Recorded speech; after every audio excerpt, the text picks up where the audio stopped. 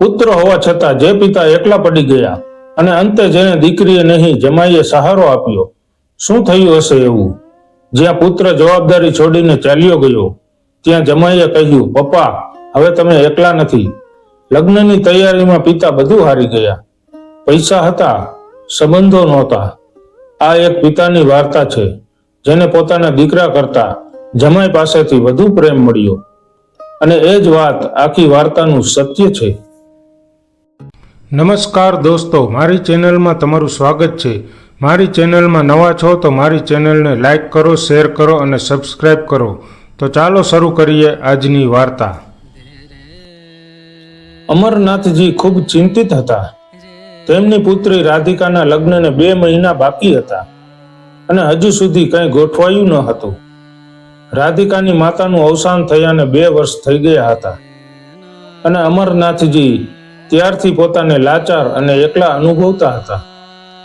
તેમને એક પુત્ર કુણાલ પણ હતો, જેના અમરનાથજીએ 4 વર્ષ પહેલા લગ્ન કર્યા હતા.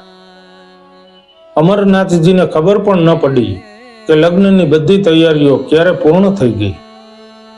તેમણે ફક્ત પૈસાની વ્યવસ્થા કરી. તેમની પત્ની શારદા એ બાકીનું બધું સંભાળ્યું. રાધિકાની માતા શારદા સપનાને તેમની પુત્રવધુ તરીકે મેળવીને ખૂબ ખુશ હતી. પરંતુ સમય બદલાયો અને કુણાલ અને સપનાનું આખા ઘર પ્રત્યેનું વર્તન બદલાઈ ગયું. અમરનાથ અને શારદા બંને ખૂબ જ આત્મવિલોપન કરી રહ્યા હતા. 2 વર્ષ પહેલા કેન્સર સામે ઝઝૂમી રહેલી શારદાએ અંતિમ શ્વાસ લીધા. તેના 2 દિવસ પહેલા તેમણે તેમના પતિને કહ્યું, જુઓ, હું હવે જઈ રહી છું. કૃપા કરીને મને માફ કરશો. હવે તમારે તમારી સંભાળ રાખવી પડશે. તમારી પુત્રીના લગ્નની જવાબદારી પણ તમારા પર છે. તારી પુત્રવધુ અને પુત્ર પાસેથી વધારે પડતી અપેક્ષા ના રાખશો. અમરનાથજીએ કહ્યું, શારદા, તારા વગર આ બધું કેવી રીતે થશે? મને આમાંથી કંઈ સમજાતું નથી. શારદાની આંખોમાંથી આંસુ વહી રહ્યા હતા, જાણે બધું અધૂરું છોડીને દેવામાં આવી રહ્યું હોય. પછી તેણે ઝડપથી આંખો લૂછી નાખી અને કહ્યું, હું ક્યાંય જવાની નથી. હું હંમેશા તારી સાથે જ રહીશ. અને રાધિકા મારા પડછાયા જેવી છે, તે બધું સંભાળી લેશે. તમારી પુત્રવધુ પર ખૂબ ગુસ્સે ન થતા. તે બાળક છે અને ધીમે ધીમે બધું સમજી જશે. શારદાની વાત સાંભળીને અમરનાથજીએ આંસુ રોક્યા. પણ તેમને ખબર હતી કે તેમને જીવનસાથી વિના પોતાનું જીવન જીવવું પડશે. આજે શારદાને ગયાને 2 વર્ષ વીતી ગયા છે. આ દરમિયાન તેમના જીવનમાં ઘણું બધું બદલાઈ ગયું છે, જે તેમણે ક્યારેય કલ્પના પણ નહોતી કરી. તેમના દીકરા અને વહુએ તેમને છોડી દીધા હતા. તેઓ હવે એક અલગ ફ્લેટમાં રહે છે.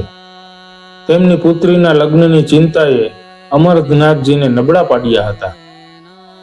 તેઓ જે દુકાન ચલાવતા હતા ત્યાં હવે શોપિંગ મોલ બની ગયો હતો. તેથી તેમને ઘરે જ રહેવું પડતું હતું. હવે તેમની પાસે બીજું કંઈ કરવાની હિંમત નહોતી. તેઓ આખી જિંદગી બચાવેલા પૈસાથી તેમની પુત્રીના લગ્ન કરાવવા માંગતા હતા. તેમની પુત્રી નોકરી કરતી હતી અને ઘરનું ગુજરાન ચલાવવા માટે આટલું જ જરૂરી હતું. રાધિકા તેના પિતાની ખૂબ કાળજી રાખતી હતી, પરંતુ તે કામમાં એટલી વ્યસ્ત હતી કે ઘરે આવ્યા પછી પણ તેમને ઓફિસની ફરજો બજાવવી પડતી. તેથી અમરનાથજીને પોતાને ભોજન અને નાસ્તો બંને તૈયાર કરવા પડતા હતા. રાધિકાના લગ્ન નક્કી કર્યા પછી અમરનાથજી ખૂબ ખુશ થયા હતા. તેઓ શારદાના ફોટા સામે કલાકો સુધી એકલા વિતાવતા. તેમની સાથે વાત કરવાનો પ્રયાસ કરતા. તેઓ પોતાની ખુશી વ્યક્ત કરતા. સાથે જ તેમણે દુઃખ પણ થતું કે તેમની દીકરીના લગ્ન પછી તેઓ એકલા પડી જશે. એક દિવસ જ્યારે અમરનાથજી સવારે વહેલા ઘરેથી નીકળી રહ્યા હતા ત્યારે રાધિકાએ તેમને અટકાવ્યા. પપ્પા, તમે આટલા વહેલા ક્યાં જઈ રહ્યા છો? તમે નાસ્તો પણ નથી કર્યો. ઊભા રહો, હું નાસ્તો બનાવી આપું. અમરનાથજીએ કહ્યું, દીકરી, આજે રવિવાર છે. નાસ્તો તૈયાર કરવાનો સમય નથી. મારે જરૂરી કામ છે. હું ફક્ત તારા લગ્નની તૈયારીમાં પડ્યો છું. તું આજે નાસ્તો અને લંચ તૈયાર કરી લે. આપણે બપોરે મળીશું. આટલું કહીને અમરનાથજી ઝડપથી ચાલ્યા ગયા. રાધિકા પાછી સૂઈ ગઈ. અમરનાથજી ઓટો દ્વારા એક બિલ્ડિંગ પર પહોંચ્યા. તેમણે એક ફ્લેટનો ડોરબેલ વગાડ્યો. તેમની પુત્રવધુ સપના ત્યાં ઊભી હતી. ઓહ પપ્પાજી, તમે અહીં કેવી રીતે? તમને સરનામું કેવી રીતે મળ્યું? અમરનાથજી આ સાંભળીને ખૂબ દુઃખી થયા. પણ અમરનાથજી કડવી ગોળી ગળી ગયા. પછી પણ ચૂપ રહ્યા. તેમણે શારદાને વચન આપ્યું હતું કે તેઓ તેમની પુત્રવધુ અને દીકરાને ક્યારેય કાંઈ નહીં કહે. સપના અંદર ગઈ અને કહ્યું, કુણાલ, તારા પપ્પા આવી ગયા છે. કુણાલ બહાર આવ્યું અને કહ્યું, અરે પપ્પા, કૃપા કરીને અંદર આવો. શું વાત છે? બધું બરોબર છે? અમરનાથજી તેની સાથે અંદર આવ્યા. દીકરા રાધિકાની સગાઈ નક્કી થઈ ગઈ છે. લગ્નને ફક્ત 1 મહિનો બાકી છે. હું ઈચ્છું છું કે તમે બંને વહેલા ઘરે આવો અને બધું કામકાજ સંભાળી લો. હું એકલો છું, તારી માતા પણ નથી. હું મારી દીકરીના લગ્નમાં કોઈ કસર છોડવા માંગતો નથી. કુણાલ કાંઈ બોલે તે પહેલા જ સપનાએ કહ્યું, જુઓ પપ્પા, અમારી પાસેથી કોઈ અપેક્ષા ન રાખો. મને ખબર છે કે તમે અહીં પૈસા માટે આવ્યા છો. આ ફ્લેટ જુઓ, તેનો EMI કુણાલના પગારનો અડધો ભાગ લઈ લે છે. અમરનાથજીનું હૃદય દુઃખથી ભરાઈ ગયું અને તેમને તરત જ જવાનું મન થયું. પણ તેણે સપનાને કહ્યું, ના ના વહુ, મારે પૈસાની જરૂર નથી. ફક્ત જવાબદારી લેવાની વાત છે. જો તમે બંને આવશો તો ઘર ભરેલું લાગશે. મેં બધી વ્યવસ્થા કરી લીધી છે. પણ જો છોકરીનો ભાઈ ત્યાં નહીં હોય તો લોકો ગપસપ કરશે. કુણાલે કહ્યું, ચિંતા ન કરો પપ્પા, અમે 1 અઠવાડિયે પહેલા આવીશું. સપનાએ ગુસ્સામાં કહ્યું, જો તમારે જવું હોય તો જજો. હું ક્યાંય જવાની નથી. 1 અઠવાડિયે પહેલા નહીં, પણ લગ્નના દિવસે પણ નહીં. અમરનાથજીની છેલ્લી આશા તૂટી ગઈ, કારણ કે તેઓ જાણતા હતા કે કુણાલ સપના વિના નહીં આવે. તે શાંતિથી ઊભા થયા અને ચાલતા થયા. જતા જતા કુણાલે ફક્ત એટલું જ કહ્યું, ચિંતા ના કરો પપ્પા, હું તેને કઈક રીતે મનાવી લઈશ. અમરનાથ કંઈ પણ બોલ્યા વગર તેના ઘરે જવા નીકળી ગયા. ઘરે પહોંચીને તેણે રાધિકાને રાત્રિ ભોજન માટે તેની રાહ જોતી જોઈ. પોતાના શ્રેષ્ઠ પ્રયાસો છતાં તે પોતાના આંસુ રોકી શક્યા નહીં અને રાધિકાની સામે રડી પડ્યા. રાધિકાએ તેને દિલાસો આપતા કહ્યું, તમે રહેવા દો પપ્પા, જો ભાઈ નહીં આવે તો ઠીક છે, હું બધી વ્યવસ્થા કરી લઈશ, ચિંતા ના કરો. અમરનાથે તેના આંસુ લૂછતા કહ્યું, દીકરી, એવું નથી, લગ્નમાં મહેમાનો આવશે. જો છોકરીનો ભાઈ નહીં હોય તો બધા મહેણા મારશે. એટલા માટે હું તેને આમંત્રણ આપવા ગયો હતો. રાધિકાએ તેને દિલાસો આપવાનો પ્રયાસ કર્યો, પણ અમરનાથનું મન તૂટી ગયું. તે ઊભા થયા અને તેના રૂમમાં ગયા અને પલંગ પર સૂઈ ગયા. સમય ધીમે ધીમે પસાર થતો ગયો. અમરનાથ તેના કેટલાક મિત્રો સાથે લગ્નની તૈયારીઓમાં વ્યસ્ત થઈ ગયા. લગ્ન માટે ફક્ત 2 દિવસ બાકી હતા. બધી તૈયારીઓ પૂર્ણ થઈ ગઈ હતી. ઘરે મહેમાનો આવવા લાગ્યા હતા.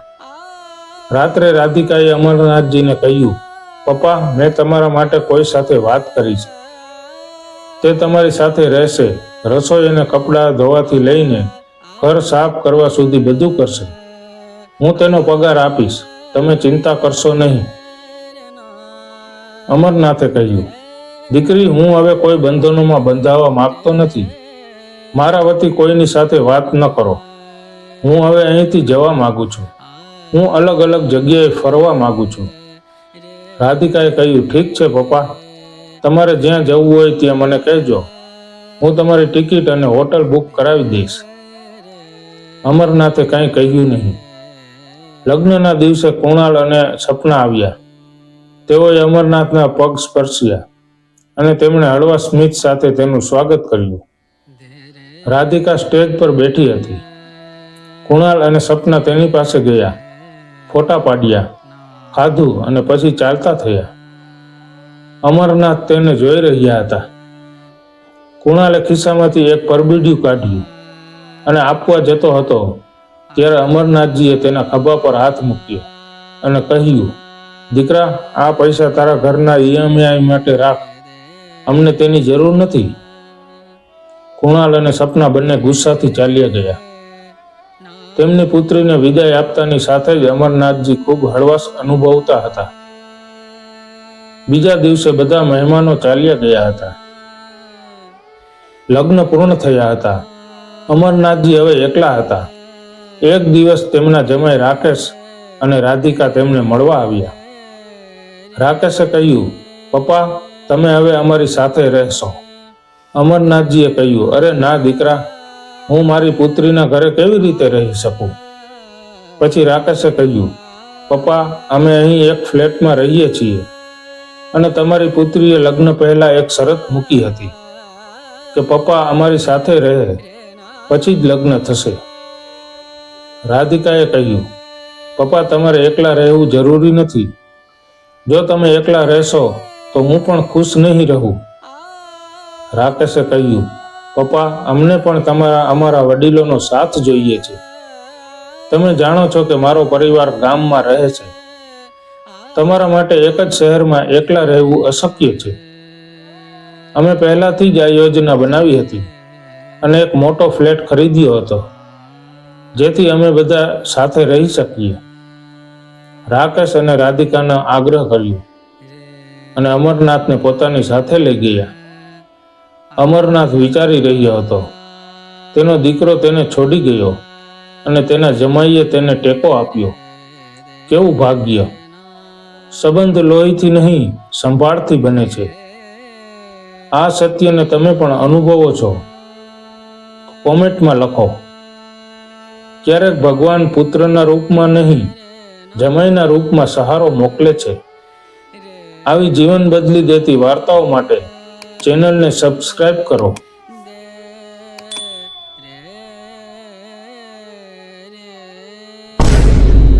આ વિડીયો તમને ગમ્યો હોય તો મારી ચેનલને લાઈક કરો, શેર કરો અને સબસ્ક્રાઇબ કરો.